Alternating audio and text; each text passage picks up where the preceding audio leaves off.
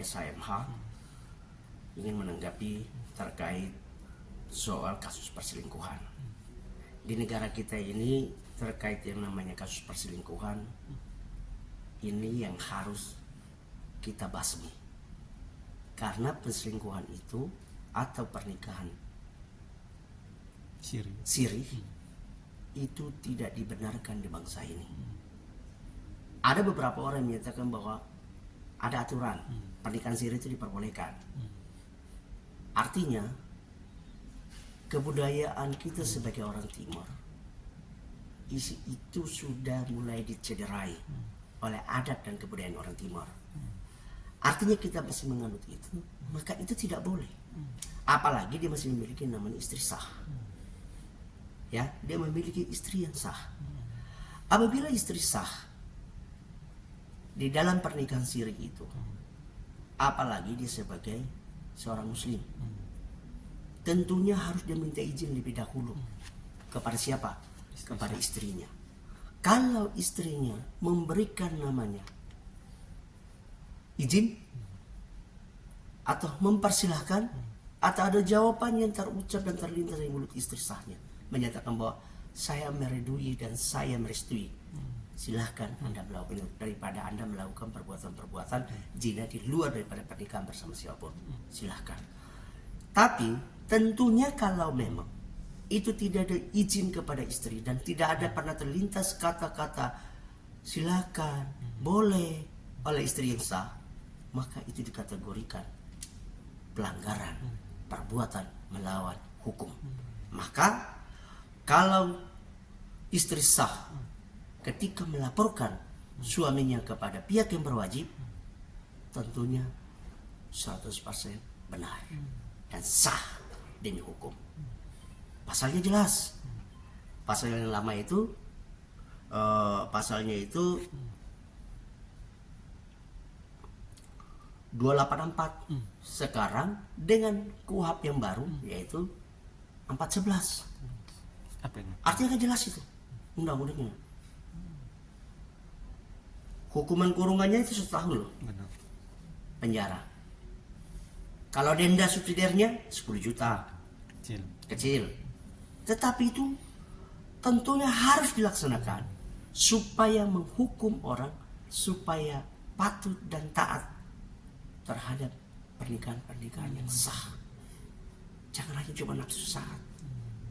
Itu tidak dibenarkan dalam hukum apapun. Tidak dibenarkan dalam agama apapun. Ya, itu tidak dibenarkan. Tentunya jangan kita berdalih dengan ayat-ayat. Karena kalau ketika orang mau berdalih dengan ayat-ayat, artinya itu dia mencari kekurangan-kekurangan untuk menutupi kekurangan itu supaya dibenarkan perbuatannya. Negara kita negara hukum, tidak bisa dibenarkan seperti itu. Tentunya kau harus mempertanggungjawabkan perbuatan itu. Walaupun Bang, dari pihak suami yaitu Insanur memohon sampai meminta maaf di depan publik sudah, dan ingin tetap kekeh, ingin mau kembali lagi mau rujuk, tapi dari pihak istri kekeh ingin bercerai dan kasus tetap ingin berlanjut. Ini kayaknya sudah tidak bisa ada damai lagi, tidak bisa ada rujuk lagi. Jadi kasus masih tetap berjalan, Bang. Tentunya begini, kita kembalikan kepada sang istri.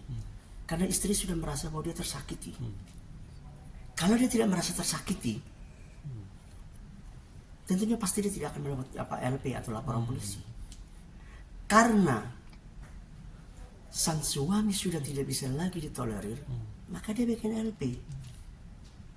Mungkin ada pelanggaran pertama, kedua, dan ketiga yang sudah dimaafkan. Mungkin ini puncaknya.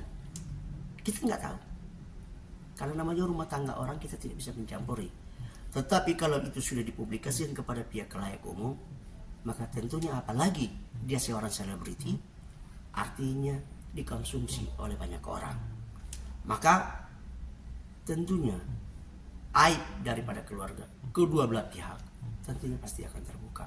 Karena netizen zaman sekarang itu lebih cerdas satu langkah untuk mencari kelemahan-kelemahan kedua belah pihak. Nah, ini tentunya harus dicermati oleh kedua belah pihak. Apakah sang istri mau memaafkan suaminya, atau sang suami yang tadinya sekarang kekeh, dia tetap mau kembali kepada istri yang sah. Dengan tujuan dan maksud, saya sudah memberikan keterangan atau menyampaikan dan permohonan maaf saya di hadapan khalayak umum, di hadapan media, dan semua orang sudah menontonnya. Tapi tentunya hukum kita tidak bisa. Kalau Anda sudah bikin LP, tentunya tak bisa dicabut. Karena negara kita negara hukum. Ya, negara kita negara hukum. Supaya apalagi dia seorang public figure, tidak boleh lagi mengulangi perbuatan yang sama dan tidak memberikan contoh kepada seluruh masyarakat Indonesia. Nanti tentunya kalau misalnya dilakukan itu dan dimaafkan, akhirnya apa? Semua orang menjadikan itu sebagai rujukan dan mereka semuanya aja berbuat semacam itu. Ini tidak boleh. Nah, semestinya penegakan hukum, boleh saja suaminya minta maaf kepada istrinya, tapi penegakan hukum prosesnya tetap berjalan. Supaya kita menjaga marwah dan bangsa ini. Karena apa?